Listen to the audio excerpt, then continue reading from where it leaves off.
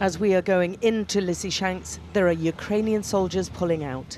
They are exhausted, outnumbered and outgunned, and they're taking a hammering.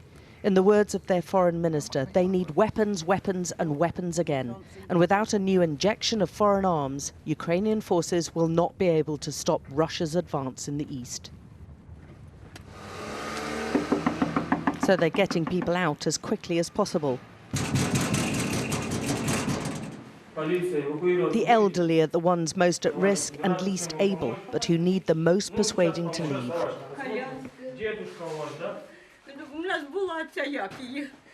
Katerina tells us the social worker who helped her has fled.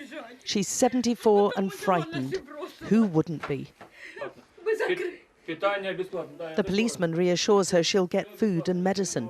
She's been living alone with her 84-year-old husband, who appears to have dementia, and they have little to eat and no power. Ой-ой-ой, такого я нікому не желаю. Це страшне.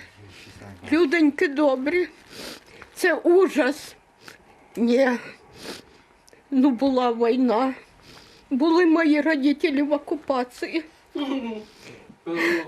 Таких, як ми, не трогали. Не трогали.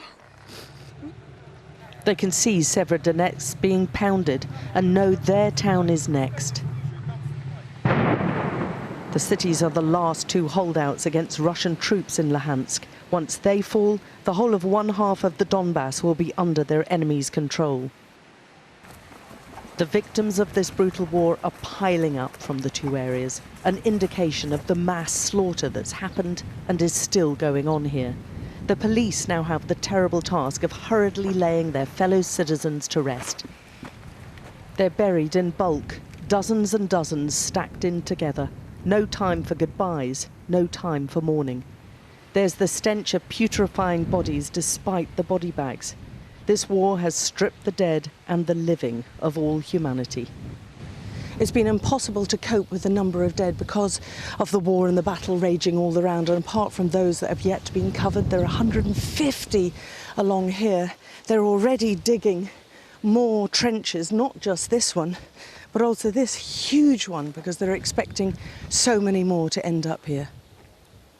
I think they're dogs who came here, he says, who don't even understand what they're doing. But there will be revenge for them 1,000,000 times over.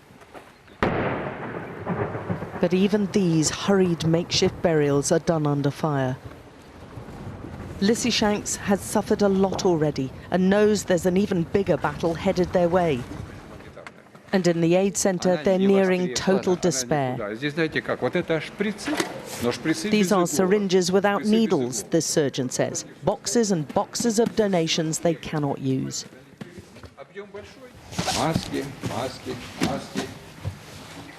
Красивые. Theatre dresses. Красивые. Людям оно поможет. Will it be helpful for people, he asks.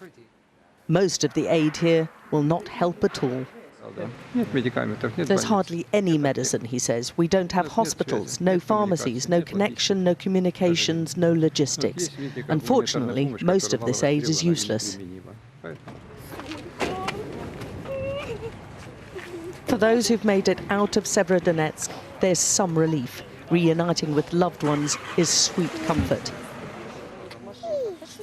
They think they're safe now, but they've just found themselves in the next city the Russians have their eyes on. Alex Crawford, Sky News in Lysychansk in the Donbass.